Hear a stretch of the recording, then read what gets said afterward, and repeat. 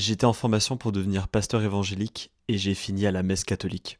J'ai reçu pas mal de questions sur mon parcours de foi, comment est-ce que j'avais pu fréquenter le milieu catholique mais aussi le milieu évangélique.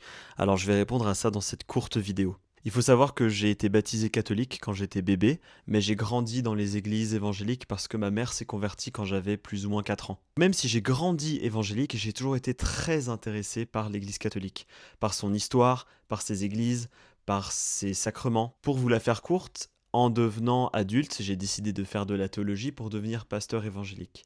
Et c'est en étudiant le protestantisme que j'ai fini par le quitter.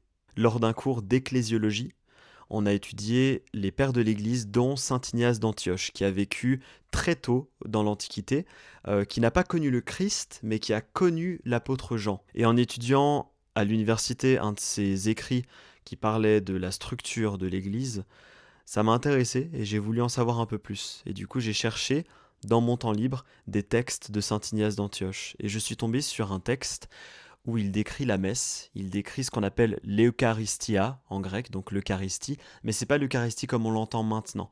C'est dans le sens premier, c'est l'offrande, c'est la réjouissance, c'est le fait d'offrir en fait quelque chose à Dieu, et du coup d'offrir le pain et le vin. Néanmoins, dans toute la description qu'on a de saint Ignace d'Antioche de l'office divin, à quelques détails près, on est très proche de vivre ce que la messe catholique propose aujourd'hui. Et c'est à partir de là que j'ai commencé à me poser des questions sur la présence réelle ou non du corps du Christ dans le pain et le vin. J'ai étudié la Bible, j'ai étudié les pères de l'Église, j'ai étudié aussi la Réforme pour savoir, mais finalement, est-ce que c'est juste un symbole ou c'est la réalité? Et le deuxième tournant a été le sola scriptura. Les protestants pensent que la Bible est la seule autorité qui est supérieure à tout au niveau du christianisme. Chez les catholiques et chez les orthodoxes, c'est pas le cas. Bible et tradition vont main dans la main. Donc la Bible et l'Église qui interprète la Bible marchent main dans la main pour déclarer ce qu'est la vérité. Et il va sans dire qu'avec plus de 1000 dénominations protestantes, aujourd'hui, on sait très bien qu'il n'y a pas 1000 vérités.